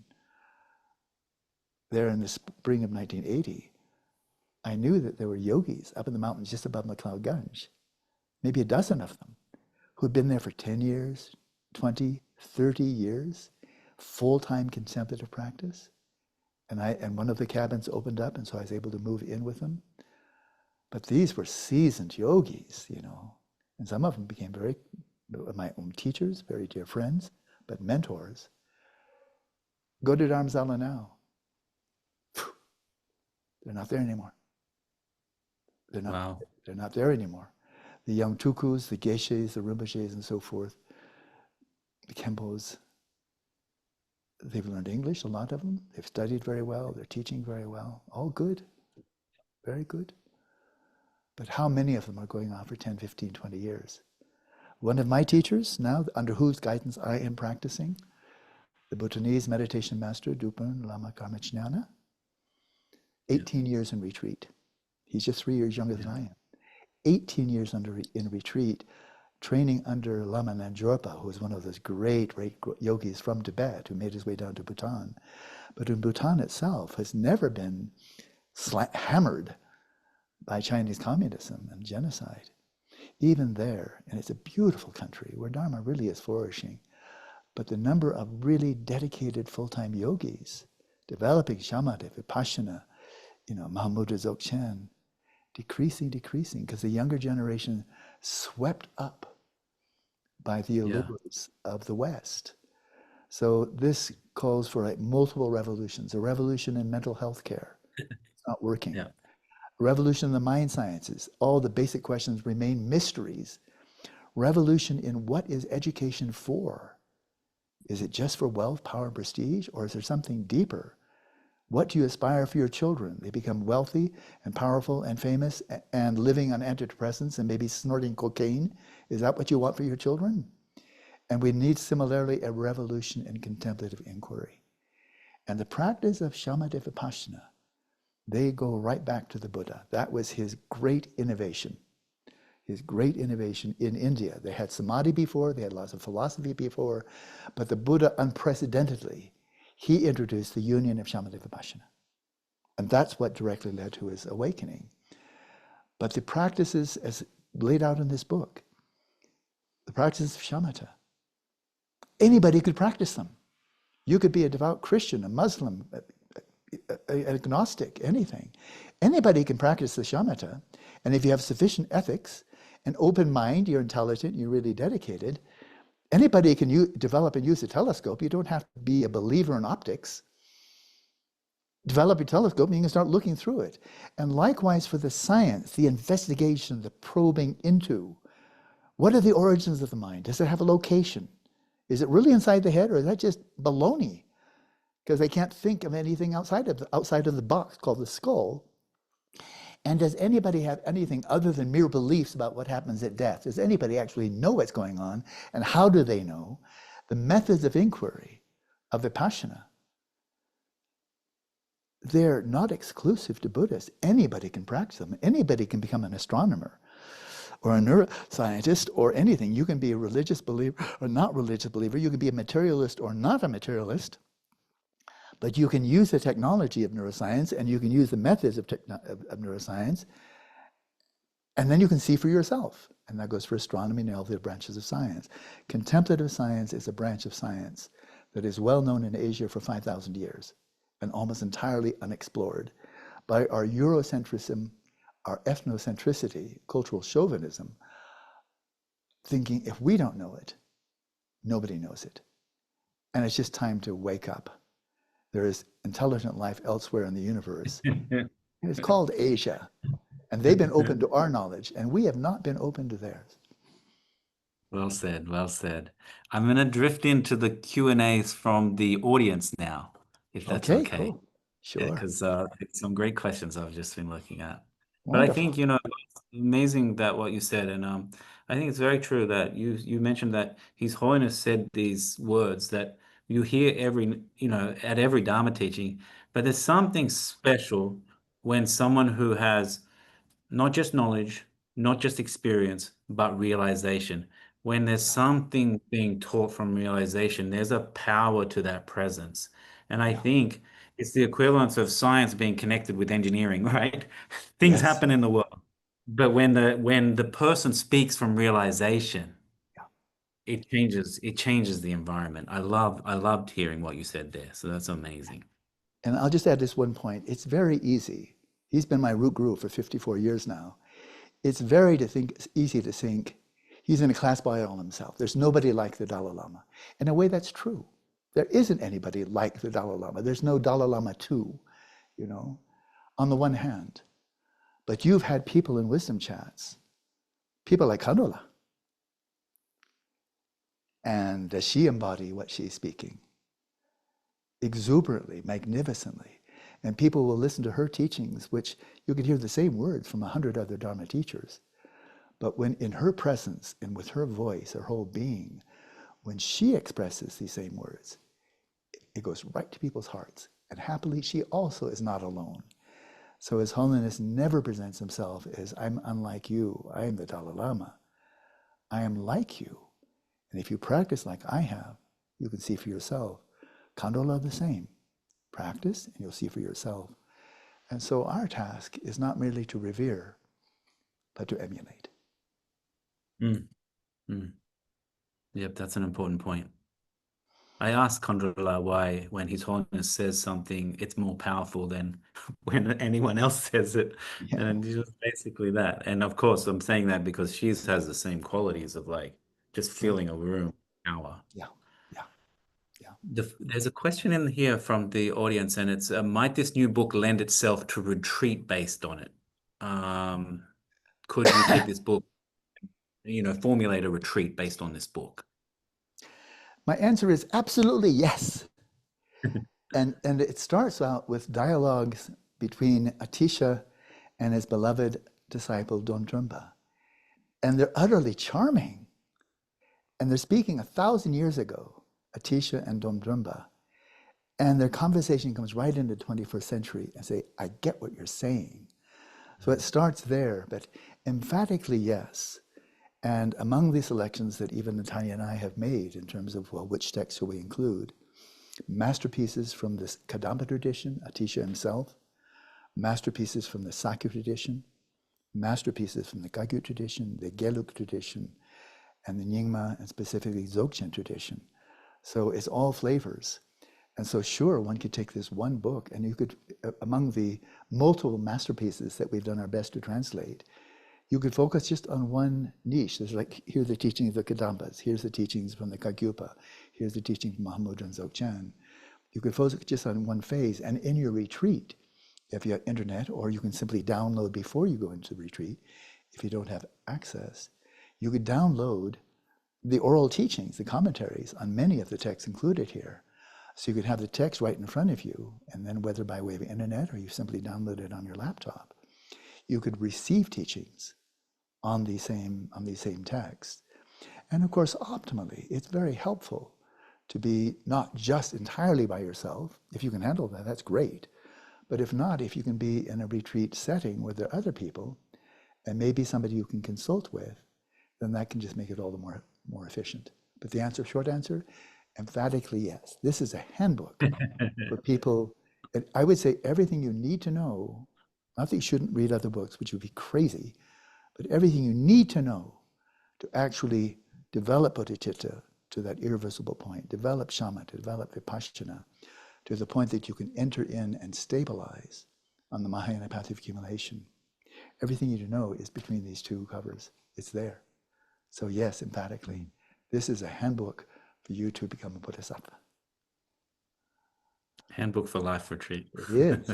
And for life, because it will also carry you through a lucid bardo and a lucid next birth. So this is a real keeper. You won't be able to take the book with you when you die, but as much as you've memorized, you can take that with you. There's a question around, words. So sometimes we use the word mind is used, sometimes the word consciousness is used. Are these interchangeable, or is there a distinction we should be having in mind when we hear you use these two different words? Very good, sure. They are distinct words in Sanskrit, in Tibetan, and other Pali, other Buddhist languages, and they have distinct meanings. And so, and of course, the same term in different contexts can have different meanings as well. That's true in science, it's true all over the place. But briefly put, this is something especially in Prasangika Madhyamaka. The great masters like Chandrakirti, Shantideva, Buddhapalita, and so forth, they don't regard themselves as lexicographers, like I know more about our language than anybody else, so I'll tell you what these words really mean. You hoi polloi, you ordinary people, you probably don't know, but I'm going to tell you, because I'm an expert, this is what mind really means. They don't do that. They listen to this in Prasangika Madhyamaka, the most advanced form of Madhyamaka, middle way view. How do people just in daily life, when they use the word mind, how do they use it? And they use it in a myriad of ways, but overall, whether you're speaking in Sanskrit or Tibetan or English or German, when we use the word mind, we know what we're talking about. It's an umbrella term. What's in your mind? Well, I have a lot of emotions and thoughts and memories and desires and imaginations, and I have dreams and I have mental images. A lot goes on in my mind, and sometimes it tortures me, but sometimes I really enjoy having a mind. And it's a human mind, and it's based upon and it's influenced by the brain, but not produced by the brain. And that's what the mind is. It's an umbrella term for a wide array of mental processes, states of consciousness, hopes and fears, mental afflictions, virtuous states of mind. So it's an umbrella term. There we go.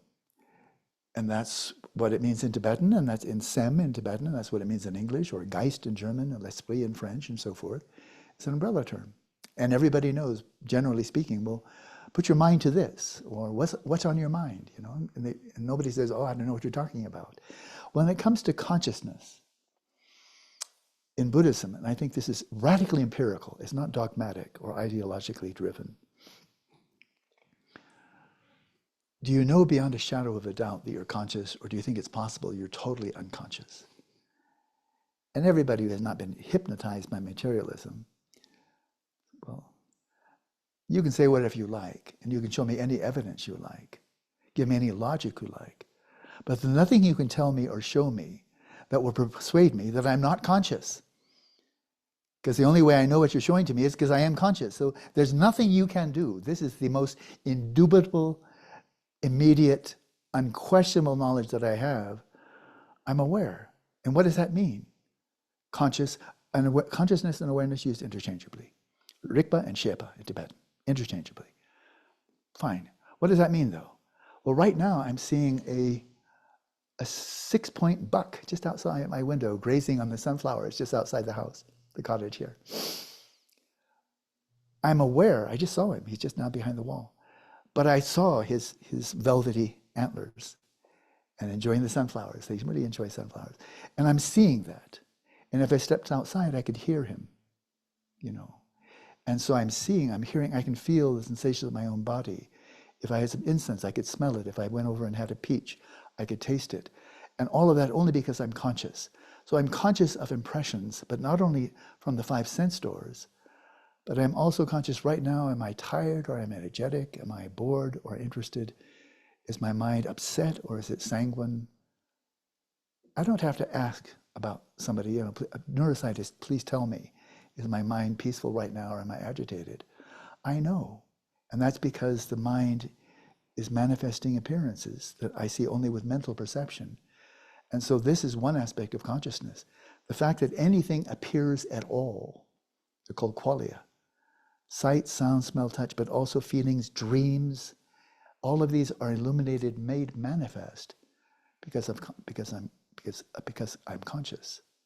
But there's more to it than that. It's not just perceiving appearances, but there's something more to consciousness than simply experiencing appearances. Something more that we're all familiar with. Do I know who I'm talking with? Are you the Wizard of Oz? Are you Marilyn Monroe? Am I talking to a frog? Am I talking to an android? No, I'm sure I'm not. You're my old friend. You're Daniel, I know you. I know who I'm talking to. I know who I'm talking to. We visited in person on multiple occasions. I not only see the appearances, but I know who I'm talking to, and I know who's talking. This guy, Alan Wallace, this old geezer.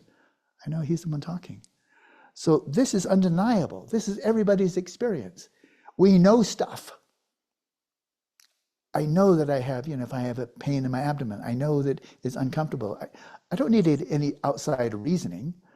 I don't need to know the nature of consciousness and its origin and so forth. I'm conscious of sensations and I know this and I know that. And nobody can convince me otherwise. Well, the Buddhist great epistemologists like Dignaga, Dharmakirti, and many later simply look at what does everybody already know about being conscious.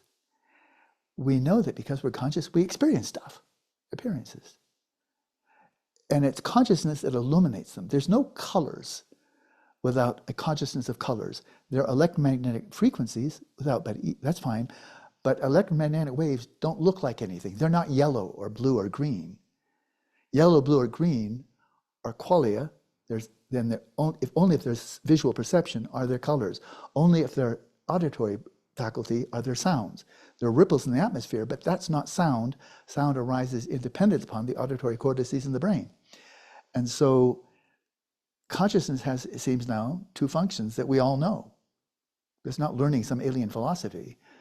Consciousness is so called because we experience stuff. There's the deer now. He's just a 4-point, but he's a beautiful buck. But he's there, but I'm seeing him, and he's nibbling these sunflowers outside my cottage. So I'm seeing him, but I also know that's not a supersized jackrabbit. That's not a really big jackrabbit with horns. A jackalope, don't they even have a name for that? No, I know that's a deer. I know beyond any shadow of a doubt that is a deer enjoying the sunflowers growing outside my cottage. And so consciousness illuminates the appearance of the deer. And consciousness, because I'm conscious, I know that's a deer. Nothing's going to persuade me otherwise. And so consciousness illuminates, that's its luminous quality, and it makes things known that it's cognizant aspect. And those are the 2 distinguishing salient features of consciousness, which, no matter how good AI is developed, artificial intelligence, it doesn't experience anything, and it doesn't know anything. It's not artificial intelligence, it's imitation intelligence. They can easily be mistaken for some intelligent conscious being, but it's a mindless program. And so that's the definition of consciousness. but it's not something special from the Buddhist. The Buddhist epistemologist says, what does everybody already know? And this is what sets conscious beings apart from AI and computers and doorknobs. I think your ngoshi is working very well because the next question was on AI. You answered it. So we're good I think here. it's very, very useful, but it's intelligent only because of the people who devised it and not because there's some intrinsic conscious intelligence inside of it. And all the robots Yeah. and computer systems don't know anything, they don't experience anything. AI doesn't illuminate any appearances and it doesn't know anything at all, but it's a very good imitation and very useful. Mhm. Yeah, I'm interested in genuine intelligence, is what I'm saying these Me days, too, and I like to rather than develop it. artificial. Yeah, I like to develop Yeah. my. That's another thing. Intelligence is not just like, what's your IQ? Oh, it's 130. That's it. You're stuck for life. Not in Buddhism. Prajna, the Mm. sixth perfection. This Yeah. is take what intelligence you have and develop it, develop it until it's transcendent wisdom. But this is the glory of having human intelligence. We really can cultivate it. And we cultivate it with education, we cultivate it with meditation. Yeah, it's hard to understand what intelligence means outside of consciousness or awareness. I guess you can say a system is intelligent, but then you're talking about something different. The It's, idea of intelligent. it's intelligent because of the intelligent programmers who set it up and the intelligent people who are reading what comes out. Their intelligence on Yeah. the input and the output, but there's no intelligence. Yeah. I have a laptop right in But front of when me. we, I have a laptop right in yeah, front of me, but there's no actual information in the computer. All the yeah, information stored in the computer exists only relative to computer programs and computer users. that's right. That's right. I would describe someone as intelligent, but I'm not sure I'd describe my computer as intelligent, but I don't know. This is It does a good linguistic imitation. and I ask Siri it does questions a all good the time. imitation. Yeah, Oh and yeah. Siri Yeah. comes up with answers, but nobody's listening. It's a computer that has voice recognition, goes into a Yeah. vast database, and spits out in a split second, very often, the answers to the questions I've posed. But when, and this has been done a number of times, if you ask Siri or any artificial intelligence device, do you actually have a perspective? Do you actually have a perspective? Do you actually experience anything? Do you actually know anything? And what you get is, because I've done this, you get what the programmers programmed into that system to give you clever little answers to your questions. One of them was, I think it was Siri. Are you aware, Siri? Are you aware? And Siri, shall I say she, and be duped by the whole gimmick? And Siri said, Exactly. well, what did she say? I'm soft aware. Something like that. They come Software. yeah, software, yeah. So they come up with these cute Yeah. little gimmicks that have been programmed so that Siri never says, gosh, I don't know, I've never thought of that.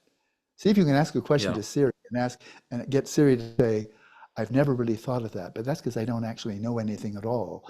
And the question you've just posed to me, I'm not programmed to answer. See if Siri ever answers that way. Yeah. Who is Siri? I don't know. Subjectivity, they don't has it. All right. No, they don't. No, they don't. Oh, here's a question. Someone wants clarification on something they recall from a teaching, and they just want to make sure that they understood it correctly. Sure. Um, uh, so this is about being truly of benefit to others. One must achieve shamatha and gain Mhm. siddhis, such as reading the mind of sentient beings, in order to truly benefit them and see their true self to know how to help them. Is my understanding correct? Am I recalling that teaching correctly? If that was teaching for me, the answer is emphatically no. I would never say something like that. It's really hard and dogmatic and rigid and setting a goalpost that most people cannot reach. So no, emphatically not. Uh, and that is if you're walking around New York City and somebody with a map is obviously lost and they come over to you, Mister, but I'm looking for the Statue of Liberty. Is this the right direction? And she's heading, up to North Manhattan. And you tell her, no, no, no, I'm sorry, but it's not in this direction at all. You need to, and if you know in New York City, well, go here's the nearest subway terminal, and take this subway, and that'll take you. And then the direction will be very clear. If you just help somebody who is bewildered and lost and in need of a guide, and if you help this person find the Statue of Liberty, which is a rather nice symbol, and you need shamatha or cities to help that person with directions in New York City. And so there are a myriad of ways, parents helping their children, friends helping friends, in a myriad of ways, doctors helping people with physical health issues, psychologists often giving very good advice to help people with their psychological problems. But then, and so there it is. There are many, many ways we can be of benefit to each other. I'm seeing 2 bucks just outside my door. Oh, that one's an 8-pointer. It's lovely to be, they're my neighbors. And they're utterly unafraid here. There's no killing. I wish we could see. I wish we could see your your environment. Oh, wow. Wow. That's And incredible. they love sunflowers. Yeah. There you wanted to see? Thank you, Thank you. technology. And you didn't need to be clairvoyant, because we have technological clairvoyance and clairaudience. So all of that said, stating the obvious, but it's very important obvious. No, you don't need shamatha to help other people. You can help in a myriad of ways, in so many ways, including teaching basic meditation or maybe yoga and so forth, teaching about bodhicitta. You don't need to have achieved shamatha. You don't need cities. So there it is. That's just fact, And that's a very high bar. Not many people nowadays achieve shamatha. Not many people are trying. Not many people have conducive environment or really capable guides and companions. So when the causes are rare, then the effects are also rare. On the one hand. On the other hand, so I say no, not but okay, there's perspective, and that's reality. Help in any way you can. If a person's cold, give them a jacket. If they're lonely, give them companionship. We know this in Bodhicitta. Sometimes just your companionship is what people want more than anything else. And they're not looking for a mahasiddha, they're looking for a good friend, a good person to listen, and so forth. On the one hand. On the other hand, Atisha, in his masterpiece, Bodhipada Pratitam, or Light for the Path to Enlightenment, he does say well into the text, when he gets to shamatha, he does say, and I paraphrase closely, now he's talking about shamatha. It's a whole section on shamatha, a few verses, but very poignant. And he says, if you don't have extrasensory perception, knowing the minds of others specifically, you can't really help people. Looks like he just refuted what I said. But this is Atisha. He's brilliant. He was Naropa was one of his mentors, and when Naropa was about to pass away, he passed the chalice to Atisha, said, "You are now #1 pundit for all of India." Naropa was that, master of Nalanda, but Atisha was, he was an India-wide renowned master. So this is a man of brilliance and tremendous erudition. And when he gets to shamatha, this is what he says: if you don't have clairvoyance, then you can't really help others. Well, okay, but what's the context? Because he's not suddenly become stupid and doesn't know that ordinary people can help each other in a myriad of ways. Mothers can help their children, etc. But what he's talking about, the path to enlightenment. So now we come back, maybe we're kind of coming to a close here. We come back, we loop back to the beginning. Path. Many people practice Dharma. Many people who don't know anything about Dharma engage in virtue. They act with kindness, they act with wisdom, with patience, with empathy, with altruism. No religion, yes religion. A lot of good in the world, which is sometimes seems to be overshadowed by the amount of evil and suffering in the world, but it's still there. But how many people can actually effectively lead another person to a path of irreversible transformation, not in just this life, because this is just a finger snap, 70, 80, 90 years, and it's finished. Soon, not even a memory. When you go deeply into the bardo, you quickly forget who you were. So you enter the next life with amnesia. It's horrible. Anybody who idealizes reincarnation thinking, oh, what a cool thing, I'll live forever, think again. Every doggone time you're born, almost everybody is born as amnesiac. Wow, where the heck am I? What's going on? Who are you? You know?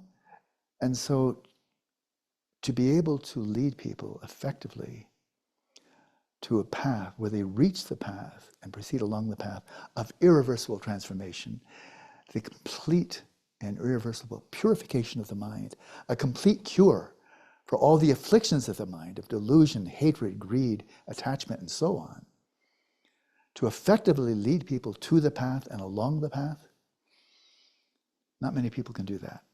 A lot of people can read books and tell what they've read in books.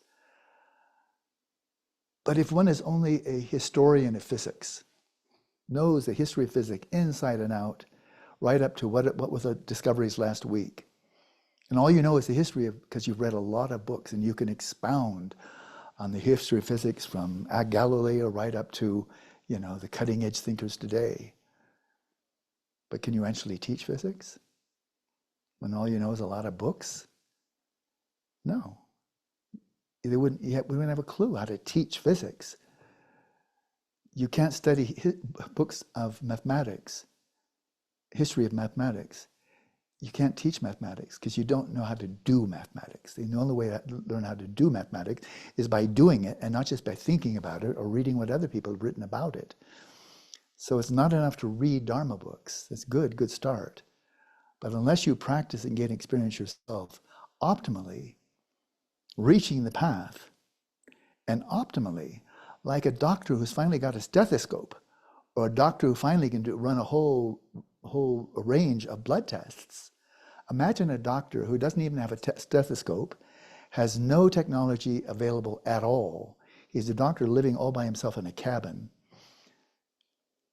How much can that really, if you come to him and say, "Doctor, I'm feeling really bad, my stomach really hurts," and the doctor doesn't have any equipment at all, well, he may be a brilliant doctor, but if he doesn't have any technology to know what's going on in your body, that doctor may be very limited in terms of diagnosing, let alone providing any effective treatment. So clairvoyance, one of my teachers definitely was clairvoyant. He made it clear to me, but clear also to, for example, Dziga Kondra Rinpoche, who knew that I'm speaking about Gyatso Rinpoche. And he said, "Well, I've known a lot of lamas, but with Gyatso Rinpoche, he made it obvious. He knew my mind. He was clairvoyant. He was one of the real ones." And I saw that myself with Gyatso Rinpoche. And I'm sure many of his other students did as well. But what's the advantage of that? That you become a really great peeping Tom? You know, you get a sneak, "Oh, I see you. Oh, I think you're attracted to me. Oh, cool. You want to go on a date?" You know, whatever. It can get really creepy really fast. But that's not why, any more than the doctor is there to be, you know, to be a spook, to be a, you know, a creep, and go around putting his stethoscope on people's chest.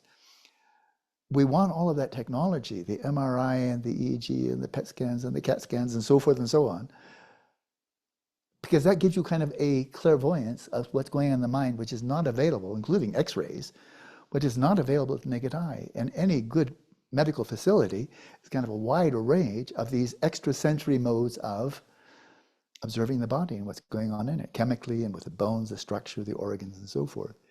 And then now the doctors can really practice. When it comes to the mind, having direct knowledge of other people's mind states, all coming motivated by compassion, and with a wealth of knowledge of the whole range, the pharmacopoeia of Buddhist methods for healing the mind. If you can be with another person and see, "Oh, I see this person suffering from real debilitating low self-esteem. This person's really struggling with resentment. This person really struggling with anxiety about the future. This person's mind is so scattered. It's amazing they can even get by through the day because the mind is just all over the place." Some things can be known by speaking with people, but people can also cover up very well, you know, if they're skillful. And so what Atish is speaking about is if you can actually see what's going on in the mind of others, and you can see what their needs are, what their abilities are, their limitations are, then like a doctor who's done a very full scan of diagnosis using the best technology, okay, this is what's going on in your body, and now this is what you need, this is what you need, this kind of medication, this shift in diet, maybe you need surgery and so forth. But now I've seen the problem with all of our extrasensory perception from modern technology. And now we have the methods. And yes, you can be cured. The good news is, yeah, this is very serious, but you need treatment, but you've come to the right place. Well, that's wonderful. And that's modern technology, modern science. But to really understand other people's minds, it would be very helpful to have a stethoscope to place on their minds to be able to see. Not out of curiosity. I'm really not very curious in what goes on in other people's minds. I've got enough to deal with my own mind. Out of just sheer curiosity. What would I do if I knew all of your memories and thoughts? I mean, it would like overload, you know, and it would be invasive to your privacy. I don't want it. But if somebody comes to you for guidance and you can actually see what's going on, and you have the vision, you have the knowledge of the path, then step by step, you may be able to guide this person to the path and along the path. And that's the bar that Atisha was placing. If in his text, lamp for the path to enlightenment, if you want to be an effective guide to lead people along the path of irreversible transformation and finally liberation and Buddhahood itself, then you really need to have realization yourself. Otherwise, you'll be kind of like throwing darts in the dark. Generally speaking, this is really good, but since I don't know your mind, well, try it out and let's hope for the best, you know? And so this is very well known, that people who have such insight, like the Buddha himself, gosh, he had this perfect, transparent knowledge of other people's minds. So he was like the supreme physician, that's what he's called. He would meet anyone and he would see exactly where they are. What are their limitations? What are abilities? What are their interests? What are capacities? And give them just the medicine they needed to lead them towards the path, along the path, and to enlightenment. And that's why you want to become a Buddha and not simply an Arhat. Only a Buddha has that unimpeded knowledge of other situation and how to effectively diagnose and treat and bring them to the liberation he himself had found. So he is there not only for us to worship, to revere, to emulate, but also to emulate. And I'll end on this note. Many, many years ago in the early 70s, there's some Westerners from Europe, about my age, early 20s. And he had a personal audience with His Holiness. I learned this secondhand, of course. And he was bemoaning the fact, this is 1971 or so, and he said, "Oh, Your Holiness, these are such degenerate times. I mean, in so many ways, really the pits. And in such degenerate times, it just seems to me it's hopeless to actually gain realization like Milarepa and like Shantideva and the other, Padmasambhava. In degenerate times like this, it just seems impossible to really gain profound realization." And His Holiness listened to this very carefully and he said, "Well, you're right, these are very degenerate times. But if in these times you practice like Milarepa, you will achieve like Milarepa." So that's the word for us. He's reached the path of accumulation. As he has, so can we. And if we see something more important than that, then I'd say go for it. But I can't see anything more important in this lifetime than bringing about something we may very well never have achieved in any of our previous countless lifetimes. Something irreversible. And if we can achieve that in this lifetime, that from now on we'll always be a bodhisattva until we're a Buddha, I literally cannot think of anything more valuable than that. And it's not too generous a time. We can do it in this time. Here we are. Lama Alan, thank you once again for another delicious feast of Dharma. You always bring it for us. Thank you so much. It's much, much appreciated. I can see all the thanks and praises in the chat. So from everyone, thank you so much for joining us again. And yeah, we hope your retreat's flourishing and doing well, and hope to see you again soon. I appreciate your gratitude, but I appreciate it like the gratitude given to a server in a 3-star Michelin restaurant. And after the guests have enjoyed a bounteous, superb meal, and they come to the server and said, "You've just served this delicious meal, it was fantastic." The server said, "Well, after all, I merely served. The chefs are in the back room." And the chefs are the people that we have cited in this wonderful book, Śamatha and Vipaśyanā. They're the chefs. And so all thanks goes to them. Otherwise, I'd have nothing to say. So thank you, Daniel, for this wonderful opportunity. Thankful for all you and your friends at Wisdom. It's a great service to Dharma and to sentient beings in a time when we desperately need authentic Dharma. Thank you everyone else everyone for joining us online. It's so great to have you here. Thank you for all your questions. Sorry we didn't get to everyone's questions, but I know you all enjoyed this wonderful Dharma teaching from Lama Alan, and everyone have a good night, and we'll see you for the part 2 with Eva. Good Oh, night, that's something to everyone. look forward to. That's something to look forward to. It will be a treat, I guarantee. Thank you, Daniel.